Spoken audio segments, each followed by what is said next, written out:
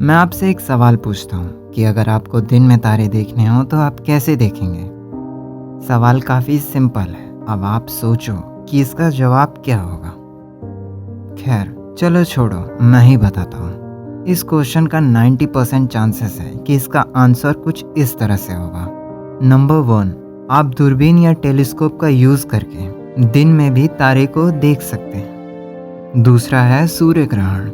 अगर आप सूर्य ग्रहण के समय आकाश को देखेंगे तो आप दिन में भी तारे देख सकते हैं।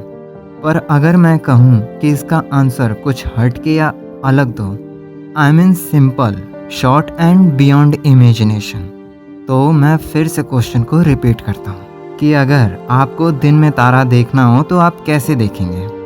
तो इसका सिंपल सा आंसर है द सन इज स्टार, क्योंकि हमारा सूर्य एक तारा है and it's a simple fact. और ये आपने कहीं ना कहीं कभी ना कभी पढ़ा ही होगा। इसी को कहते हैं कुछ अलग सोचना, यानी think out of the box.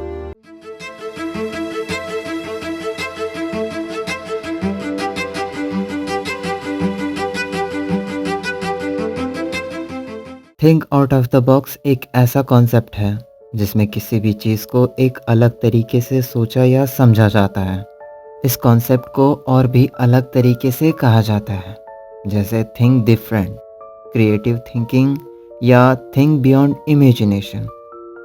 I mean simply समझे तो अगर किसी भी प्रॉब्लम के दो सॉल्यूशन हैं तो सबसे पहले उस प्रॉब्लम को अच्छे से समझो और कोई ऐसा सॉल्यूशन निकालो जो बाकी दो सॉल्यूशन से थोड़ा अलग और सिंपल हो, और जो आगे ऑप्शन 3 बन सके, या मैं यूँ कहूँ एक बेटर ऑप्शन बन सके, जो कि आपकी सोच पर निर्भर करती है।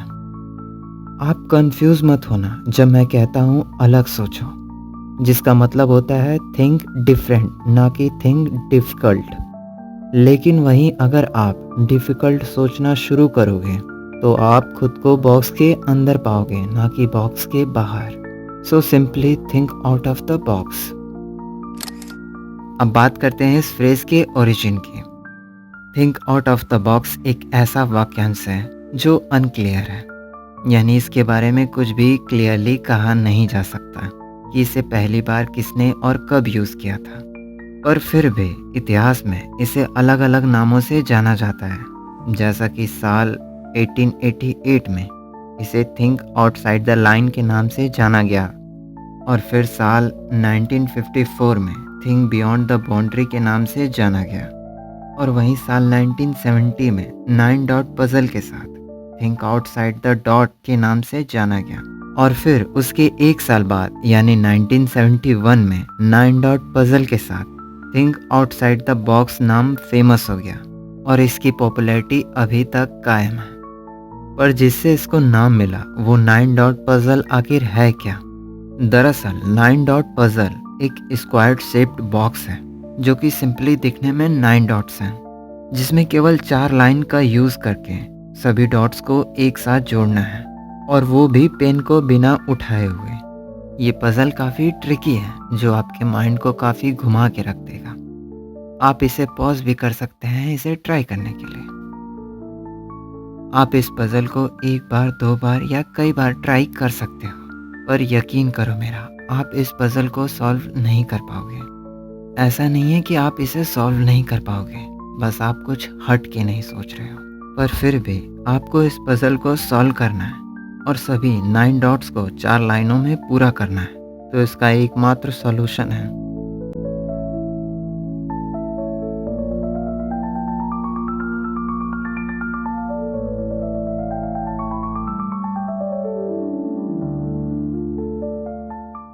एक बार जब आप इस कॉन्सेप्ट को समझ जाते हो तो ये बहुत सिंपल हो जाता है।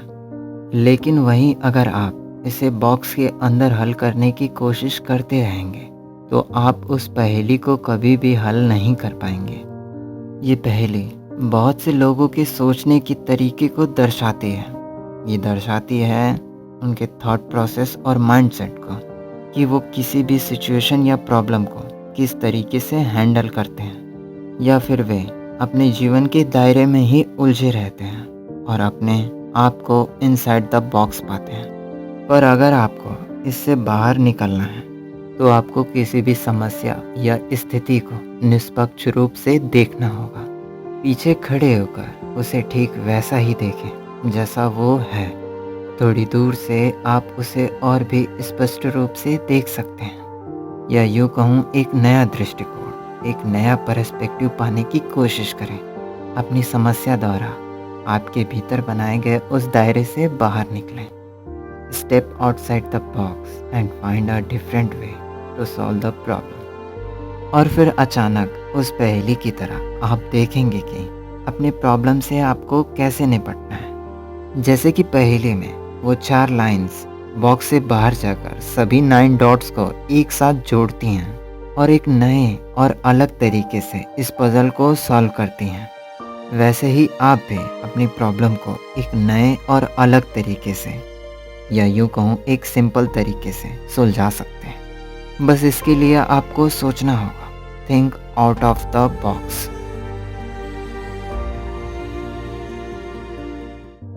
और finally think out of the box के ऊपर मेरा ओपिनियन है कि अगर आपको इसे अच्छी तरह से समझना है तो सबसे पहले आपको बॉक्स को समझना होगा, जिसके लिए आपको बॉक्स से थोड़ा दूर जाना पड़ेगा और देखना होगा कि उस बॉक्स के इनसाइड या आउटसाइड क्या है।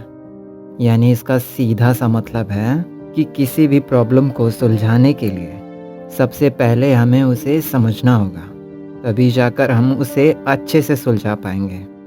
पर क्या आप जानते हैं असली प्रॉब्लम क्या है? दरअसल हमें कभी कभी पता ही नहीं होता कि प्रॉब्लम क्या है। We don't know what is box. यहाँ पर मैं गलती किसी के नहीं देने वाला, क्योंकि भले ही इंसानों का दिमाग कुछ भी सोच सकता है, पर उसकी भी कुछ लिमिटेशन होती हैं, और यही लिमिट उसे उस बॉक्स में समेट देती है। और यही चीज़ हमें आभास दिलाती है कि इसके बाहर कुछ मत सोचना, क्योंकि इसके बाहर कुछ है ही नहीं। There is nothing outside the box. चूँकि बॉक्स के बाहर कुछ है ही नहीं, और जहाँ कुछ नहीं होता वहाँ कुछ भी हो सकता है। जैसे बॉक्स के अंदर की संभावनाएं सीमित हैं और उन्हें ज़्यादा बदला नहीं जा सकता, पर वहीं बॉक्स के बाहर आप वो हर संभावनाएं सोच सकते हो जिसकी लिमिट नहीं है। अब ये आपके ऊपर है कि आप क्या सोचोगे। In the end choice is your.